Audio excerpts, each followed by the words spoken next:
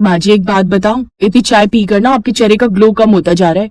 2 महीने पहले मेरी शादी के वक्त आपका चेहरा कितना ग्लो कर रहा था। आपको पता है मेरे सब रिश्तेदार क्या खूब तारीफ कर रहे थे कि तेरी सास के चेहरे का ग्लो देखकर तो ऐसा लगता है जैसे कि वो तुम्हारी सास नहीं बल्कि ननद हो। हाय सच में, लेकिन इसमें मेरी चाय का क्या दोष? तू इसे क्यों बुरा कह रही है? आपको पता नहीं सासू माँ, बैक्टी के कितने नुकसान है। मैं तो कहती हूँ आज से ही आप चाय पीना छोड़ दो, नहीं तो ऐसा ना हो कि एक दिन ये चाय ही आपको पी जाए। ये एक धीमा जहर होता है जो इंसान को अंदर से खोखला कर देता है, साथ ही चेहरे की रंगत तो उड़ाता ही है लेकिन और भी कई बीमारियां लाता है। आखिरकार ऐसी क्या वजह थी जो रश्मि अपनी सास को चाय पीने से रोक रही थी? आइए ये जानने के लिए चलते हैं इस कहानी की शुरुआत में। दिल्ली शहर के करोल बाग में शर्मा परिवार रहता था। उस परिवार में कौशल्या देवी, अपने पति श्याम, बड़ा बेटा अनिकेत, छोटा बेटा अर्जुन और उनकी एक बेटी सुनैना थी। कौशल्या का बड़ा बेटा अनिकेत अब शादी लायक हो चुका था, इसलिए उसने अब उसके लिए लड़की देखना शुरू कर दिया। यहाँ वहाँ सभी रिश्तेदारी में लड़की के लिए खोजबीन शुरू हो गई और आखिरकार रश्मि नाम की लड़की उन्हें पसंद आ गई और कुछ दिन बाद रश्मि उस परिवार में ब्याह करा गई। सुनैना बेटी, जल्दी से पूजा की थाली तो लेकर आओ, तुम्हारी भाभी का गृह प्रवेश करना है। ये लो माँ। कौशल्या पूजा की थाली हाथों में लेते हुए अच्छे से अपनी नई बहू का गृह प्रवेश करती है। रश्मि आते ही घर की बड़ी बुजुर्ग यानी अपनी दादी सास हेमलता के पांव छूकर आशीर्वाद लेती है। जीती रहे बहू।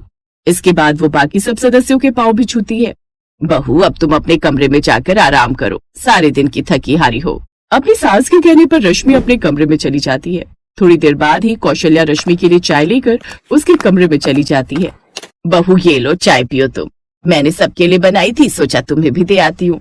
माँ जी आप क्यों खामखा परेशान हो गई? इसमें परेशान होने वाली क्या बात है बहू, चलो अब जल्दी से गरम गरम चाय पी लो, नहीं तो ठंडी हो जाएगी। आज तो मैं भी अपनी चाय अपनी नई बहू के साथ ही पीऊंगी। अरे बहू, इतनी हैरान होने की कोई जरूरत नहीं है। तुम्हारी सास सभी लोगों के साथ बहुत फ्रेंडली रहती है, इसलिए तुम भी मेरे साथ फ्रेंडली रह सकती हो। माँ जी आपको देखकर तो मुझे लग रहा है कि आप बहुत फ्रेंडली हो। अरे मैं पुराने जमाने की सासों की तरह नहीं हूँ, बड़ी मॉडर्न हूँ बहू। तुम मुझे जिस नाम से भी बुलाना चाहो बुला सकती हो। ठीक है, तो फिर मैं आपको आज से सासू माँ कहकर बुलाया करूंगी। माँ जी तो सभी कहते हैं। बहू क्यों नहीं, तुम आज से ही मुझे सासू माँ कहकर ही बुलाना। बहू आज से मैं तुम्हें इस घर के सारे नियम बता देती हूँ ताकि मेरे आगे पीछे तुम इस घर को संभाल सको, और अब तो वैसे भी तुम्हें इस घर को देखना है। सासू माँ मुझे सारे नियम बता देना, बस एक सुबह जल्दी उठने का ही नियम मत बताना, क्योंकि मैं जल्दी नहीं उठ पाती हूँ। बहू सुबह जल्दी उठने को बोल कौन रहा है? तुम्हें बस 5 बजे उठना है और सबके लिए बेड टी बनाना है और सबको उनके कमरे तक देकर आनी है। इसके बाद फिर से सो जाना तुम। ये तो बस मुश्किल से 10 मिनट का ही तो काम है, क्योंकि इस घर में सबको सुबह सुबह की बेड टी की आदत है। लेकिन माँ जी सुबह 5 बजे तो मैं कभी उठी ही नहीं हूँ। सच कहूँ तो मुझे तो ये भी नहीं पता कि उगता हुआ सूरज लगता कैसा है। देखो बहू, इतने सालों से मैं भी तो इस काम को कर रही हूँ और आज से तुम इस घर की बहू हो, तुम्हारा भी तो कुछ फर्ज बनता है अब घर की कुछ जिम्मेदारियां निभाने का। कौशल्या के कहने पर रश्मि को ये जिम्मेदारी मजबूरन लेनी पड़ती है। ऐसा कहकर कौशल्या उसके कमरे से चली जाती है। थोड़ी देर बाद रश्मि सो जाती है। जैसे ही सुबह 5 बजे का अलार्म बजता है रश्मि झट से उठ जाती है और रसोई में चाय बनाने लगती है। फिर सबके कमरे में चाय देने जाती है।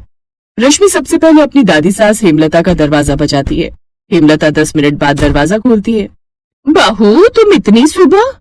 दादी माँ आपके लिए चाय लाई थी, लेकिन आपने दरवाजा खोलने में इतनी देर क्यों लगा दी? वो बहू मैं माला जप रही थी और जब तक मेरा जाप खत्म नहीं होता मैं बीच में नहीं उठती। ओह ये तो अच्छी बात है दादी माँ। अच्छा ये लीजिए आपकी चाय। फिर दादी चाय ले लेती है। इसके बाद रश्मि कौशल्या के कमरे में चाय देने जाती है, लेकिन कौशल्या उस वक्त योगा कर रही थी, इसलिए उसे दरवाजा खोलने में थोड़ी देर हो गई। अरे वाह, आज तो पहली बार मैं आराम से बेड टी पीऊंगी, वो भी अपनी बहू के हाथों की। इतने सालों से मैं सबके लिए बना रही थी, लेकिन आज पहली बार कोई मुझे चाय बनाकर दे रहा है। सच में सास बनने के भी अपने ही फायदे हैं। अच्छा माँ जी मैं देवर जी को चाय देकर आती हूँ। तभी रश्मि अपने देवर हिमांशु के कमरे में जाती है। कौन है सुबह सुबह? देवर जी मैं हूँ, तुम्हारी भाभी, चाय लेकर आई हूँ।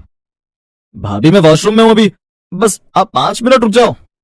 थोड़ी देर करते करते उसे 15 मिनट हो जाते। अब 15 मिनट बाद वो दरवाजा खोलता है। रश्मि हिमांशु को चाय देने के बाद अपनी ननद के कमरे में जाती है जो फोन देख रही थी। ननद जी चाय ले लीजिए। जी भाभी आई। ननद जैसे ही चाय की चुस्की लेती है तभी बुरा सा मुंह बनाते हुए कहती है इसमें तो बिल्कुल भी शक्कर ही नहीं है। क्या यार भाभी, चीनी तो ठीक से डालती। अब वो रसोई में जाकर ननद की चाय में चीनी डालकर लाती है। नींद के मारे रश्मि को जमाई आए जा रही थी। सबको चाय देने के बाद जैसे ही वो अपने कमरे में गई तभी घड़ी की तरफ देखती है। लो, अब तो 7 बज चुके हैं, अब क्या ही सोऊंगी मैं। इससे अच्छा तो उठ ही जाती हूँ, सबके लिए नाश्ता भी तो बनाना है। रश्मि उठकर घर के कामकाज में लग जाती है। सुबह फिर दिन का सारा काम निपटाने के बाद वो आराम करने अपने कमरे में जाती है, लेकिन कुछ देर बाद पड़ोस की आंटी आ जाती हैं। फिर वो उनके लिए चाय बनाती है। इस तरह रश्मि की नींद पूरी नहीं हो पाती। फिर रात का खाना बर्तन करके वो थक जाती है और फिर अगली सुबह सबके लिए बेड टी का इंतजाम। अभी रोज का हो गया। उसे रोज सुबह सबकी बेड टी बनाने के लिए सुबह 5 बजे उठना पड़ता, लेकिन सबको चाय देते देते उसे 7 बज ही जाते और अब ये रोज का हो गया। ऐसे ही रश्मि की शादी को 2 महीने बीत गए। जब से वो इस घर में ब्याह कर आई थी उसकी नींद पूरी नहीं हो पा रही थी, वो भी सिर्फ उस बेड टी के कारण। हद है यार, ना जाने क्या लत है यहाँ माँ जी को सुबह सुबह की बेड टी पीने की। इतनी लत तो शराबी को शराब की नहीं होती जितनी ने बेड टी की है। मैं तो इनकी सुबह की चाय से तंग आ चुकी हूँ। कुछ तो करना पड़ेगा। अगर सासू माँ सुबह की चाय पीनी बंद कर दे तभी मेरी जिंदगी में कुछ सुकून मिलेगा, क्योंकि माँ जी की बेड टी बंद हो जाएगी तो बाकी सब भी अपने आप छोड़ देंगे।